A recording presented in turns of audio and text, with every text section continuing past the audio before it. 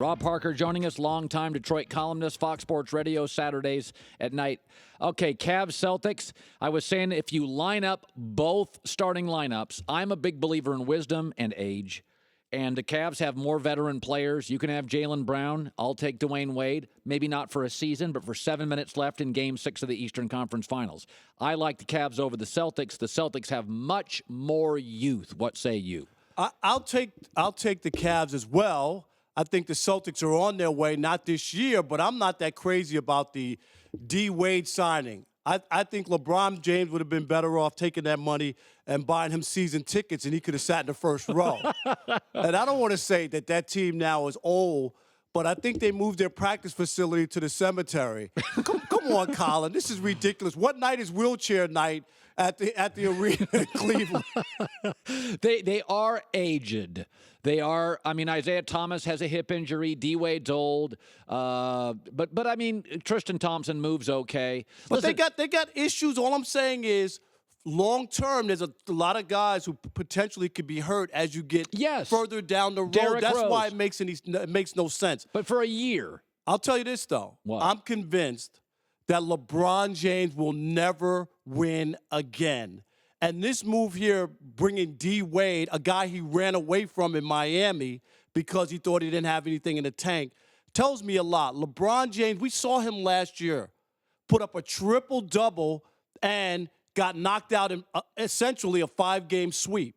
He can't play any better than he played last year. True. And now you're surrounding yourself with older guys. You got the 2010 NBA All-Star team.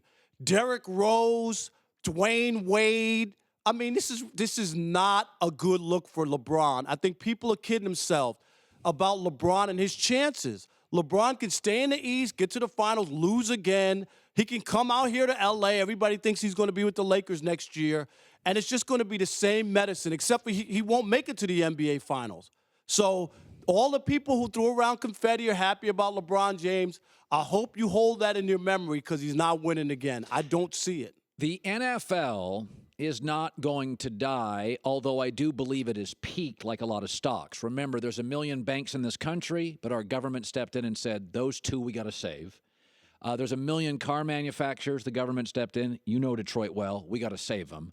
The NFL is not rooting for our government's not rooting for massive companies to die. And I do believe like oil in Saudi Arabia or wine in Italy or hockey in Canada, and all these businesses, by the way, have issues. Kangaroos in Australia. I don't think the NFL is ever going to die. I do think, however, it's peaked.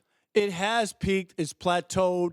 Read the stories on Madison Avenue. They think it's oversaturated. Yeah. And let's give Mark Cuban credit. Mark Cuban, owner of the Mavs. Yeah. Owner of the Mavs. He called it. He said they're greedy, they're fat hogs who are just wanting more and more. This is when they added the Thursday night. Yeah. So now you're asking people to commit all day Sunday, watch a Sunday night game on NBC, watch Monday night football and Thursday night football. God forbid you're a college football fan and you got your Saturdays. So look at what you're asking me to invest. And by the way, I have a son who plays high school football, so and then you go Friday nights to his game. So there's my point. And I think that's where you're talking about when people, it's not just about the protest. I'm telling you, the NFL's been sick long before this.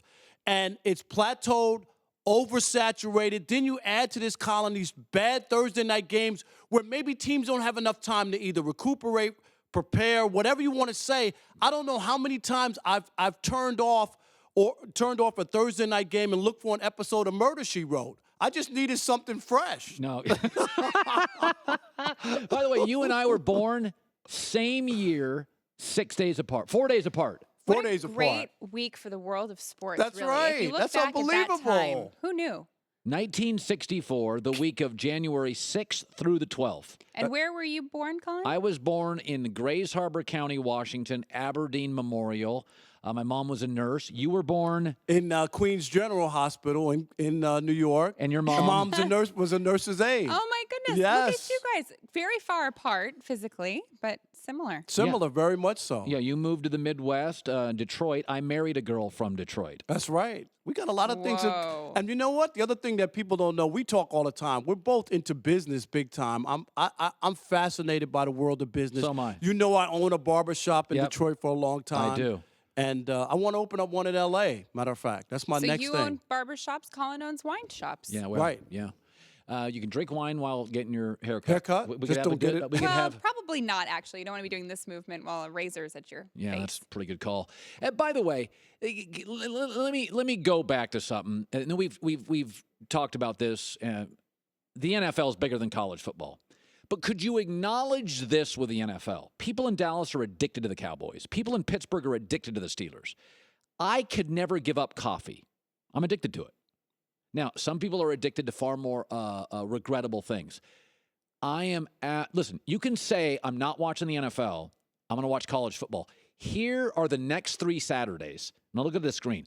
These are the biggest games in college football. West Virginia, TCU, Utah, USC. Like, those are the best games in the next 3 weeks of college football. Those are the only games where ranked teams play each other. Rob, there is something to be said. I would admit it. I think I'm addicted somewhat to coffee and professional football. Okay. Like, I look forward to it. No, I understand. Let me tell you this real quick. When I was in high school, I was so addicted to the NFL. And you know me, I love baseball, is my number one, but I was so addicted.